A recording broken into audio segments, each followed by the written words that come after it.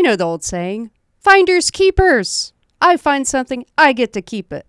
Well, that's what a prosecutor in Arizona is saying about one of the illegal immigrants that committed crimes in New York.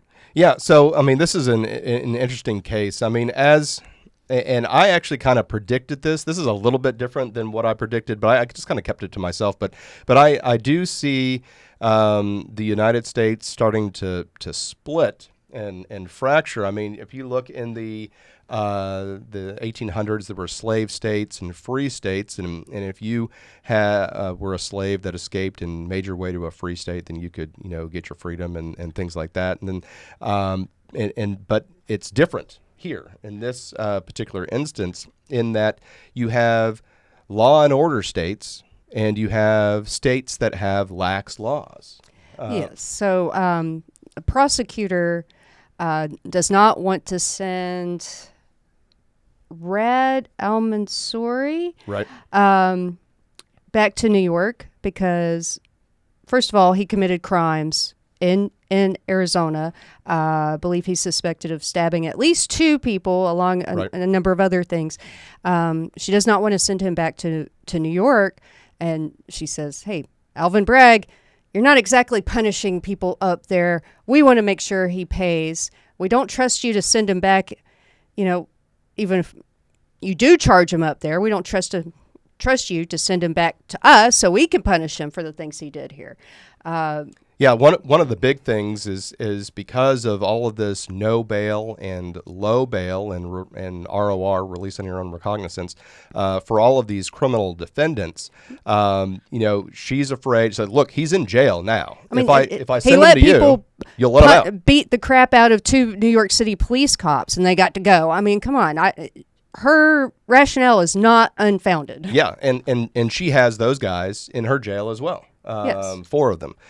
So, a few weeks ago, the illegal immigrants were beating 2 New York police officers as they were trying to make an arrest, and they were 6 of them were arrested, and the very next day they were released on 0 bail and immediately got on a free bus that was paid for to go to Arizona, and they're giving the middle finger to the press cameras as they're getting out of jail.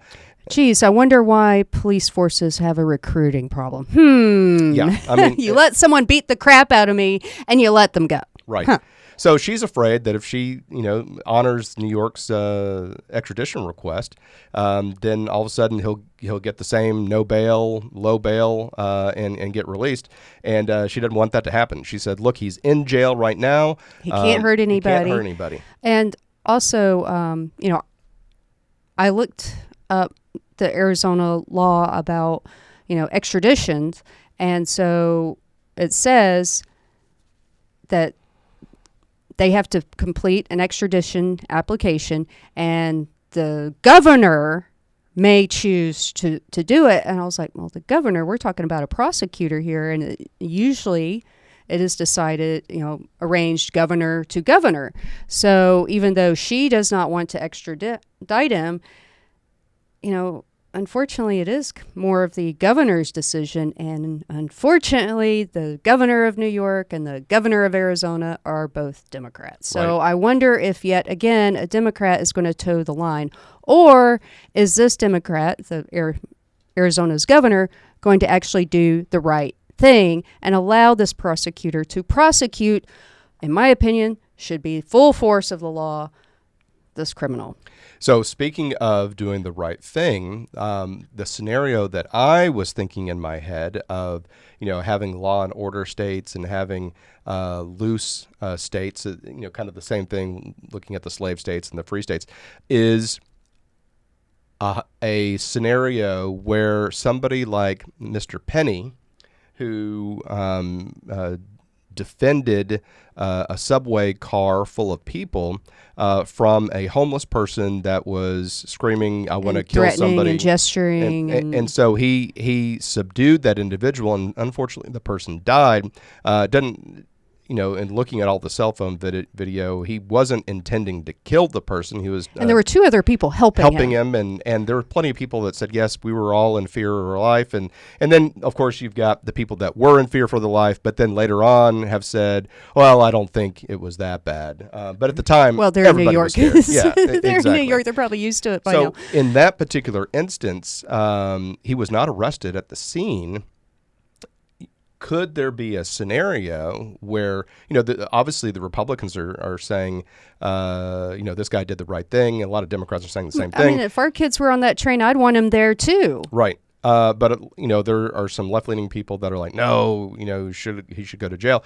Could he have left New York for a conservative state like Texas or Florida, and have conservatives say we feel he did the right thing. We're not going to extradite him back to New York because you guys are going to try and prosecute him, and we don't think you should. Is that going to be a scenario that could possibly happen? Again, you're having this delineation of states. I mean, we're all divided, but is that something that would be possible where a judgment could be made by a conservative state to say, look, we're not going to send this guy. This guy's a hero. We're not going to send this guy back to you guys so that you can rake him over the coals.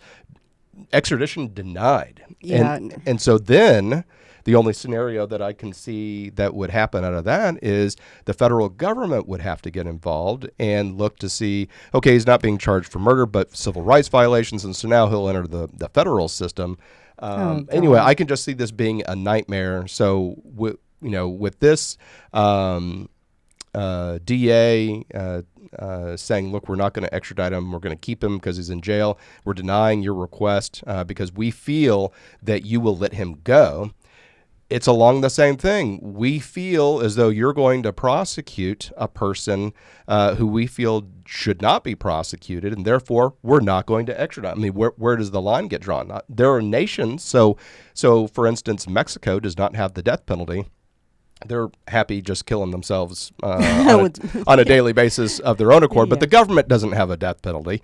And they have a policy if someone has fled the United States, even if they're guilty of a crime, and the penalty for their crime would be the death penalty.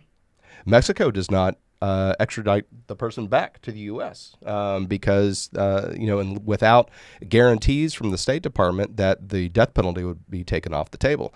And so there's instances where nations do that to each other. Mm-hmm. So would it start? Why not states? And obviously with this news article that we see right now, it's already happening at some level. But will it be expanded? Another slippery slope argument. By the way, I personally feel that Penny should have received a parade, not a catwalk. No, perp walk. Yeah, I completely agree, and it's going to be interesting for him to have a jury of his peers. That's going to discourage people from doing the right thing. I mean, we had I believe it was an Amazon worker or it was a delivery worker of some sort get arrested because an illegal immigrant was violently, threatening him, trying to steal packages, and he hit the immigrant upside the head with a piece of ice and got arrested. I'm like, seriously, what? It's better to let him steal the truck? Yeah, I mean, when we look at that case, police can't be everywhere. There was a whole bunch of things going wrong there. Apparently, the illegal immigrant was beyond intoxicated. Drunk in public, right there. Drunk in public, had his pants down and was had indecent exposure, genitalia on display, and apparently was enjoying himself. The Amazon delivery driver sees him. The guy runs into the Amazon truck, and the Amazon driver's like, "Look, I don't want this guy all over these packages. Your packages." By the way. I think a lot of men would hit him just for being naked and coming at him full force. Just hit him right there, truck or not, to be stolen. Yeah, and so the Amazon driver, like you said, hit him with the snowball, icy snowball, whatever, and the Amazon driver went and got the police himself and brought the police back and said, this is what happened. The immigrant said, this is what happened. And the Amazon driver said, look, just pull. There's video cameras, I'm sure, everywhere. Just pull the videotape and you'll see I'm right. And they both got arrested. I think the Amazon driver got a desk ticket for assault, and the guy got indecent exposure and drunk in public or something like that. But still, here's an instance where the Amazon driver was quoted as, again, I'm going to paraphrase the quote, but I was always taught not to have the police help you because they don't help you. So he broke his upbringing and went and got the police and got exactly what he thought was going to happen, and he didn't get the help he thought he was going to get. How are we supposed to encourage people to do the right thing? I mean, we try to teach our kids to do the right thing, but they're going to grow up seeing the opposite being encouraged. So anyway, we thought this article was really interesting just because, is this the future of states with lax laws and states with that enforce laws? Are we going to see a further division? I mean, we already see it along a political divide, but now are we going to see it on a criminal divide? Yep. That's kind of amazing. Hi, everyone. Thank you for listening. If you enjoy our show with all of the stories we share, we would love your support. And it's as easy as clicking that subscribe or follow button. This will ensure you never miss an episode and keeps us bringing you these important stories. Your support makes a huge difference. Thank you so much for being part of our podcast family. Thanks, and keep tuning in.